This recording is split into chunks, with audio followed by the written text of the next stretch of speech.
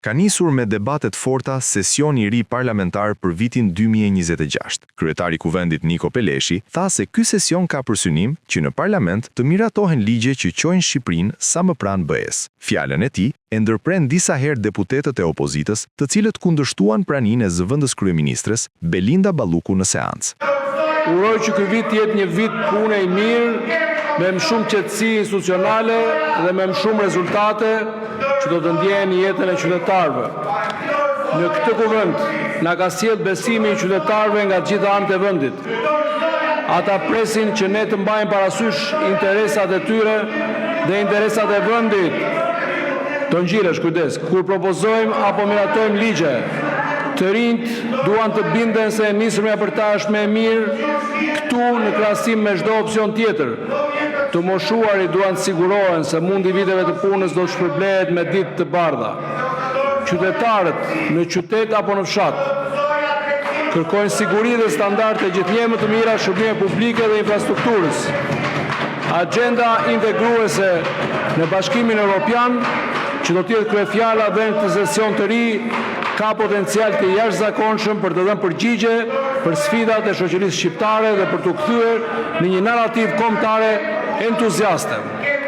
Ky sesion nuk është thjesht vazhdimi i një kalendari, është një provë e dytë, provë e pjekurisë son parlamentare, e standardeve që pret shoqëria prej nesh dhe aftësisë për ta kthyer momentin evropian të Shqipërisë në ligje të mira, institucione më të forta dhe një dialog politik më dinjitos. Mes tensioneve, ka mbajtur fjalën e tij edhe kryetari i grupit parlamentar të Partisë Socialiste, Taulant Balla, i cili foli për ftesën e ardhur nga Trump për Shqipërinë për të qenë pjesë e bordit të paqes, si dhe nuk la pa ironizuar opozitën. Balla deklaroi se marrja e kësaj ftese është një moment krenarie në arenën ndërkombëtare për vendin ton dhe tha se do të vlerësonte nëse ky moment do të respektohej dhe nga PD. Edhe pse është një vit i ri, sesion i ri, shohim prap zakonin e vjetër me shpresën që koha do t'ju bëjë të reflektoni.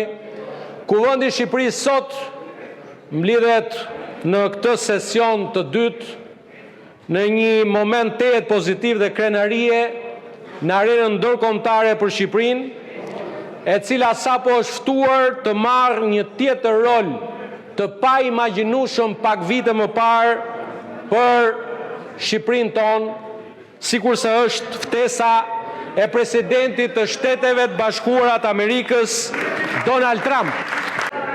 Do të vlerësoja maksimalisht që dhe Partia Demokratike, apo ajo që ka mbetur nga dikur Partia Demokratike, ta vlerësoj këtë moment të rëndësishëm për Shqipërinë. Sa i përket objektivave, dëgjojeni mirë, kohë për të humbur me ju, ne kemi zero, që ta dini mirë, edhe nguliteni mirë këtu. Doni të vini të bëjmë reformën administrative territoriale, jeni të mirë pritur. Nëse deri javën e ardhshme nuk paraqiteni në komision, ne do të bëjmë ndryshimin e vendimit, sepse ju po shkelni në mënyrë të njëanshme. Doni të vini të bëjmë reformën zgjedhore, jeni të mirë pritur deri javën e ardhshme.